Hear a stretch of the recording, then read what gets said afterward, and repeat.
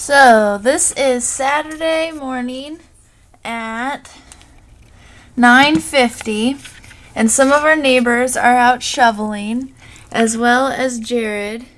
He could barely get out the door.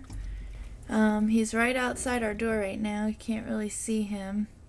He's trying to shovel our walkway because we couldn't even open the front door. And there are people out shoveling. I think about 7 of our neighbors are out shoveling. And there is a lot of snow piled up. Sadie's watching. I think she kind of wants to be out there too.